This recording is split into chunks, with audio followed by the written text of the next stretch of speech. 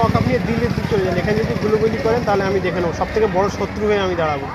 দেখেন, সবথেকে বড় জিনিস হচ্ছে ওয়াকফ। এটা কারোর কোনো সরকারের, কেন্দ্র সরকার বলেন আর রাজ্য সরকারের বলেন, এটা বাপকালী সম্পত্তি না। এটা টোটালি আল্লাহ পাকের নামে দানকৃত সম্পদ। আমাদের পূর্বপুরুষেরা, আমাদের বাপ, তানার বাপ, আমাদের পূর্বপুরুষেরা তেনাদের সম্পদ মাথার ঘাম পায়ে ফেলে যে জমি জায়গা যেগুলো তেনারা কিনেছিলেন সেগুলো আল্লাহ পাকের নামে তেনারা দান করে গেছেন। মসজিদ, মাদ্রাসা, কবরস্থান, ঈদগাহগুলো ওয়াকফে লিল্লাহ করে গেছেন এবং সন্তানদের জন্য ওয়াকফে আওলাদ করেছেন, অসহায়দের জন্য ওয়াকফে লিল্লাহ করেছেন।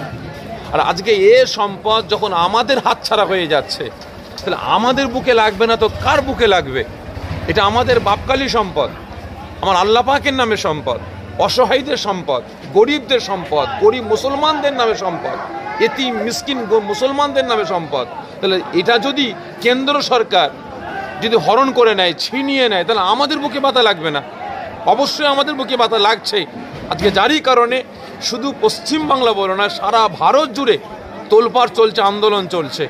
কিন্তু আপনি যে প্রশ্ন করছেন যে আমার রাজ্যের মুখ্যমন্ত্রী তিনি বলেছেন যে যদি ওয়াকফকে কেন্দ্র করে আন্দোলন করতে হয় তাহলে দিল্লিতে গিয়ে আন্দোলন করো।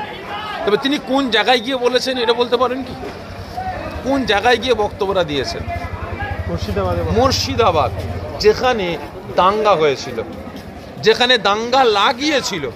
কারা লাগিয়েছিল? আজকের দিনে বিশেষ করে আমি পাহেলগাঁও কাশ্মীরে যে ঘটনাটা ঘটেছে আমি তীব্র নিন্দা করছি।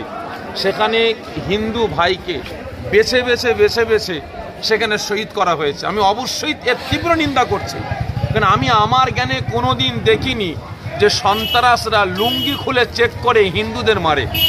সন্ত্রাসরা কোনো দিন হিন্দু মুসলমান কলেমা পড়িয়ে মারে, এটা আমি আমার জ্ঞানে প্রথম দেখলাম। তবে যেটা ঘটেছে আমি নিন্দা জানাই, আমি কন্ডেম করছি, প্রতিবাদ করছি। ওই সমস্ত মানুষদের অ্যারেস্ট করে যারা এই কর্মকাণ্ড কোনো ঘটিয়েছে, জনগণের সামনে তাদেরকে ফাঁসি দেওয়া দরকার। কিন্তু আজকে এক্স আক্রমণকে কেন্দ্র করে শুধু কাশ্মীর বলে না, একটা রাজ্য বলে না, সারা ভারত জুড়ে হিন্দু মুসলমানের যে একতা, যে ঐক্য, যে ভ্রাতৃত্ব, যে ভালোবাসা ছিল, আজকে হিন্দু মুসলমান কাঁধে হাত দিয়ে হাতে হাত রেখে যে চলাফেরা করছিল, এ ভালোবাসায় বন্ধনটাকে টোটালি ধ্বংস করে দিয়েছে। এটা আমার মনে হয়